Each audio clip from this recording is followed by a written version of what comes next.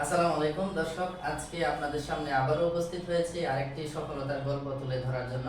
দর্শক, আমার পাশে যে যে আন্টি বসে আছেন, আন্টি 3 সপ্তাহ আগে আমার আমার এখানে আসছিলেন অনেক বেশি কোমর ব্যথা নিয়ে। ব্যথা কোমর থেকে পায়ে নামতো। সো এই কি হিস্ট্রি নিয়ে আমার কাছে আসছিলেন এবং এখন উনি কতটুকু ভালো আছেন এটা শুনবো আন্টির নিজের মুখে। এবং আন্টি আজকে বাসায় চলে যাচ্ছেন। সো আন্টির নিজের মুখেই শুনবো যে আন্টি আজকে কতটুকু ভালো আছেন।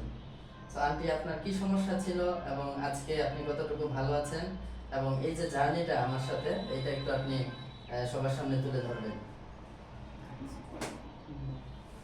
আসসালামু আলাইকুম।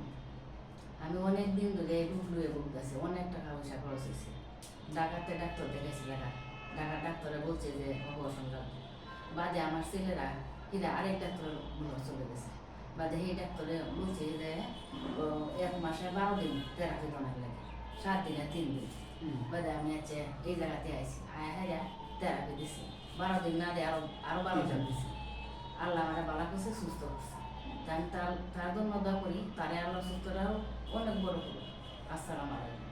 সো দর্শক, আন্টির মুখে শুনলেন যে আন্টি আসলে আন্টির যে সমস্যাটা ছিল এটা অ্যাকচুয়ালি পিএলআইডি, যেটা মাল্টিপল লেভেলে ওনার পিএলআইডিটা ছিল। L4 L5 এবং হচ্ছে L5 অ্যাসনে ওনার পিএলআইডিটা ছিল, এবং নার্ভ রুটে কম্প্রেশন ছিল, যার জন্য ব্যথাটা কোমর থেকে পায়ের দিকে চলে যেত। সো আন্টি আসলে অনেক ডাক্তার দেখিয়েছেন, অনেক দিন ধরে এই ব্যথায় ভুগতেছেন। অবশেষে বিভিন্ন নিউরো সার্জন দেখানোর পরে তারা সাজেশন দিয়েছিল যে অপারেশন করতে হবে। সো এই মুহূর্তে পরে উনি আমার কাছে আসছেন। মোটামুটি 3 সপ্তাহ ফিজিওথেরাপি নিয়েছেন। এখন 3 সপ্তাহ পরে আলহামদুলিল্লাহ অপারেশন ছাড়াই আন্টি এখন অনেক ভালো আছেন এবং সম্পূর্ণ ব্যথামুক্ত আছেন, যেটা আন্টি নিজের মুখে আপনারা শুনলেন।